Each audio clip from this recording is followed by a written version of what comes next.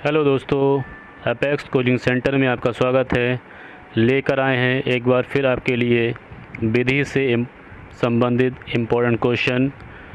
इसका एक वीडियो हम पहले ही अपलोड कर चुके हैं और ये हमारा दूसरा वीडियो है। तो शुरू करते हैं क्वेश्चन को।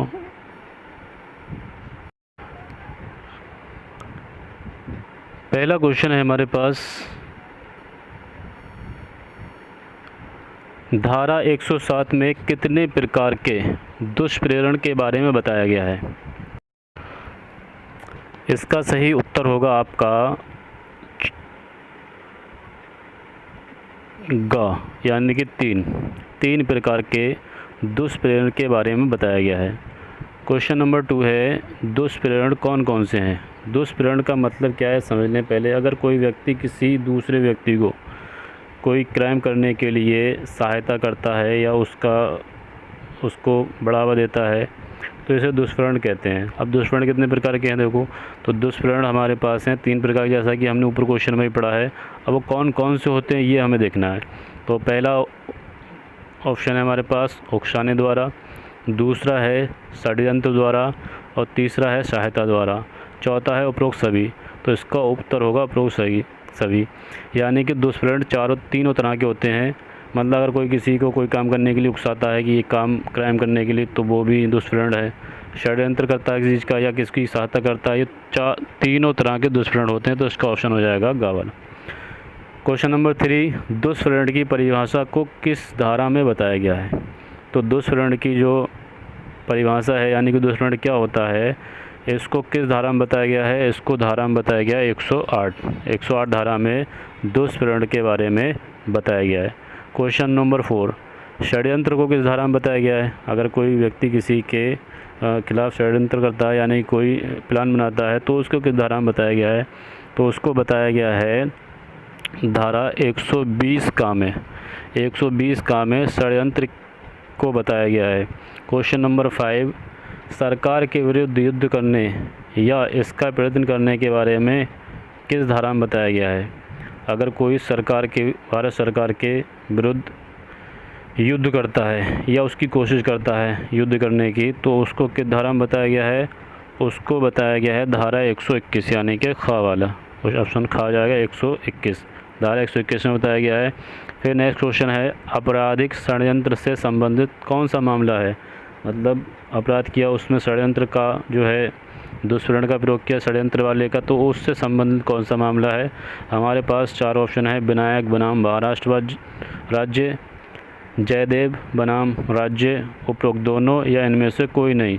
तो हमारे पास जो ऑप्शन है वो है दोनों, उपरोक्त दोनों।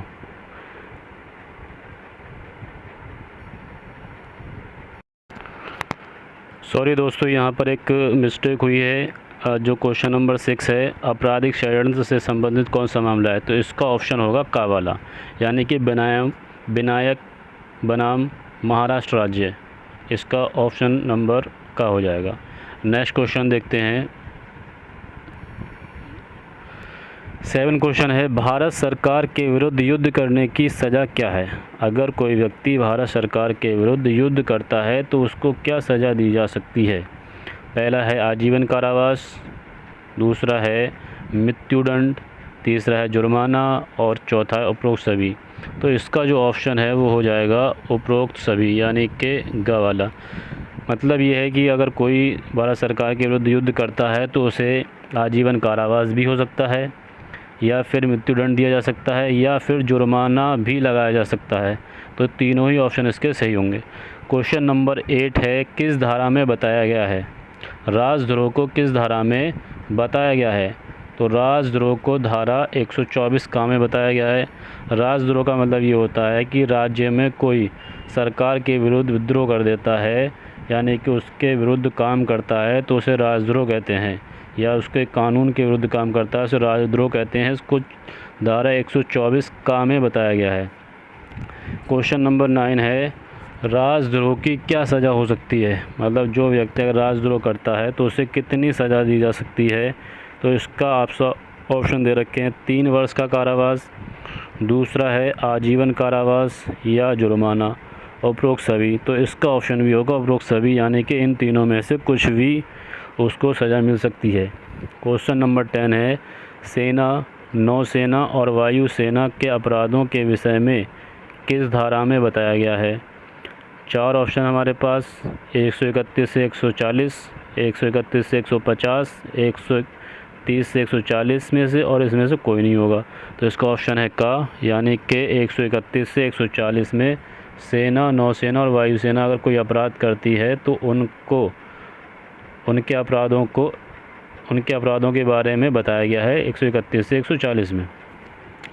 क्वेश्चन नंबर 11 है, आपराधिक षड्यंत्र की सज़ा के बारे में किस धारा में बताया गया है? अगर कोई आपराधिक षड्यंत्र करता है तो उसको सज़ा दी जाएगी, किस धारा में बताया गया है?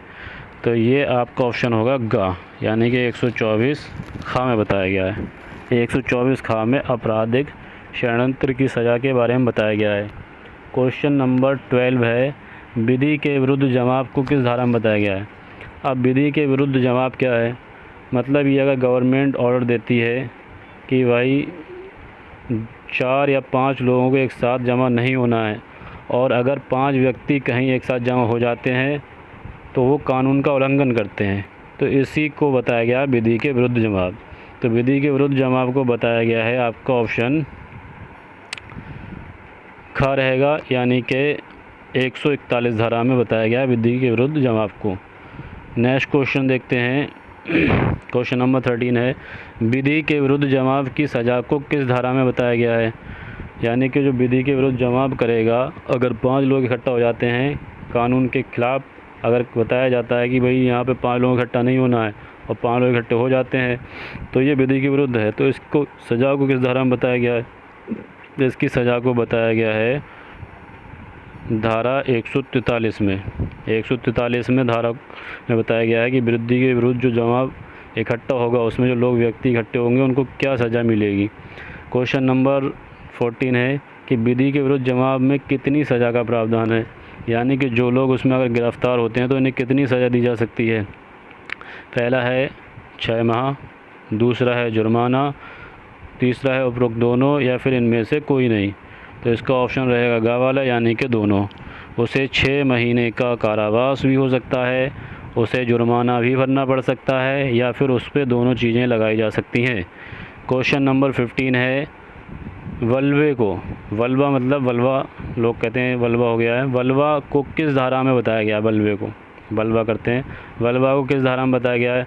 वल्वे का मतलब क्या समझ लो, जब 5 या अधिक लोग बल या हिंसा का प्रयोग करते हैं तो उसमें जो व्यक्ति शामिल होते हैं और जो ये काम किया जाता है, कहीं पे हिंसा फैला दी जाए, कहीं पर बल का प्रयोग किया जाए, किसी को मारा पीटा जाए, तो ये बलवा कहलाता है। और बलवे के दोषियों को, बलवे के बारे में किस धारा में बताया गया है? क्वेश्चन नंबर 15 का आपका रहेगा 146, धारा 146 में बताया गया बलवे के बारे में। अब बलवा करने की सज़ा को, भाई सज़ा भी होगी जब बलवा किया है, तो बलवा करने की सज़ा को किस धारा में बताया गया है? तो बलवा करने की सज़ा को धारा 147 में बताया गया है। अभी बलवा करने की नेक्स्ट क्वेश्चन है, बलवा करने की सज़ा कितनी हो सकती है? अगर किसी ने बलवा करा है भाई तो वो कितनी सज़ा पाएगा, इसका प्रावधान किया गया है। तो कितनी सज़ा हो सकती है? क्वेश्चन नंबर 17 का दिया है 2 वर्ष जुर्माना, 2 वर्ष सज़ा तथा जुर्माना। तो इसका क्वेश्चन नंबर का आंसर हो जाएगा 17 का गा वाला, यानी कि 2 वर्ष की सज़ा भी हो सकती है और उसे जुर्माना भी देना पड़ सकता है। क्वेश्चन नंबर 18 है, दंगा को किस धारा में परिभाषित किया गया है?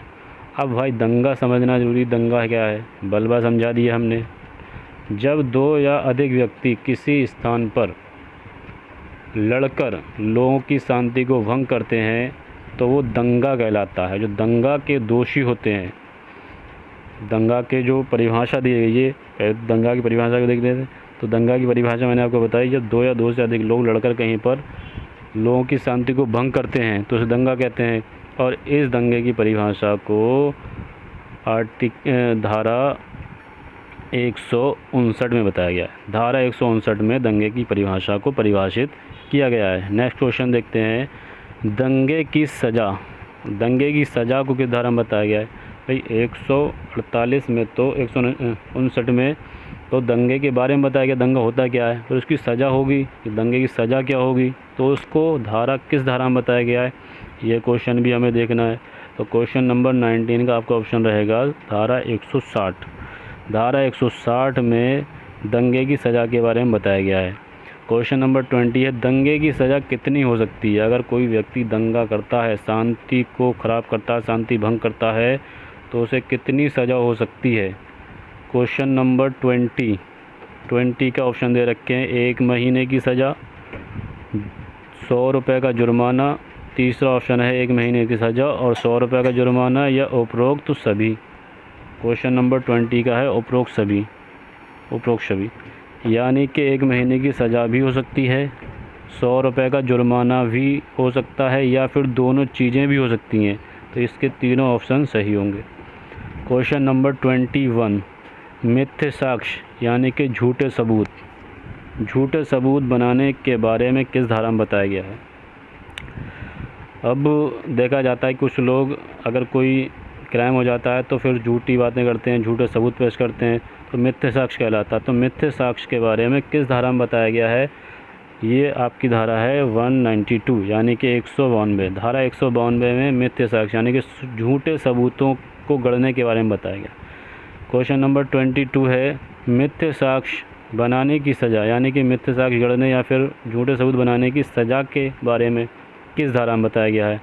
देखो, तो 192 में तो बताया गया उसकी परिभाषा के बारे में, झूठे सबूतों के बारे में, और जो झूठे सबूत बनाता है उसकी सज़ा के बारे में किस धारा में बताया गया है, तो ये बताया गया है आपका 193 में। क्वेश्चन नंबर 22 का हो जाएगा गा वाला ऑप्शन। जो अगर गलत सबूत पेश करेगा तो उसको धारा क्या मिले, मतलब क्या सज़ा मिलेगी, वो बताया गया 193 में। फिर क्वेश्चन नंबर 23 है, मिथ्या साक्ष्य बनाने की सज़ा कितनी हो सकती है। अगर भाई आप लोगों ने किसी भी व्यक्ति ने, मान लिया जैसे मैंने अगर कोई क्राइम कर दिया है और उसमें जो है झूठे सबूत पेश कर रहा हूँ और ये पता लग जाता है झूठे सबूत पेश किए गए, तो इसकी भी सज़ा मिलेगी। इसकी सज़ा कितनी हो सकती है, तो इसकी सज़ा हो सकती है, पहला तो ऑप्शन है आजीवन कारावास, दूसरा है 10 वर्ष का कठिन कारावास, 7 वर्ष का कारावास या जुर्माना, उपरोक्त में से कोई नहीं। तो इसका ऑप्शन है गा, यानी कि उसे 7 साल की सज़ा और जुर्माना भी हो सकता है। क्वेश्चन नंबर 24 है, गलत सबूत गढ़ने यानी कि मिथ्या साक्ष्य, गलत सबूत गढ़ने के कारण किसी निर्दोष व्यक्ति की मृत्यु हो जाती है। मृत्यु का मतलब अगर उसे फांसी हो जाती है, अगर किसी व्यक्ति ने जो है गलत सबूत पेश किए और वो दूसरे व्यक्ति को जो है फांसी हो गई, तो इसकी सज़ा कितनी होगी, जिसने गलत सबूत पेश किए उसको कितनी सज़ा मिलेगी। ऑप्शन दे रखे हैं हमारे पास, आजीवन कारावास, 10 वर्ष का कठिन कारावास, तीसरा है मृत्युदंड, चौथा है जुर्माना और 5वां दिया है उपरोक्त सभी। तो इसका हो जाएगा उपरोक्त सभी, यानी कि जज साहब उसको आजीवन कारावास भी दे सकते हैं, 10 वर्ष का नहीं आजीवन कारावास दे सकते हैं, 10 वर्ष का कठिन कारावास दे सकते हैं, मृत्यु दंड भी दिया जा सकता है और इनके साथ ही साथ उस पर जुर्माना भी लगाया जा सकता है। तो इनमें से कोई भी काम हो सकता है, इसलिए 4 ऑप्शन इसके सही होंगे। तो दोस्तों, इस वीडियो में आज के लिए इतना ही, और आप इस वीडियो को देखकर लाइक करें, डिसलाइक करें, ये आपकी मर्ज़ी है। आप चैनल को सब्सक्राइब करना चाहें तो कर सकते हैं, इसमें कोई ज़बरदस्ती नहीं है। धन्यवाद।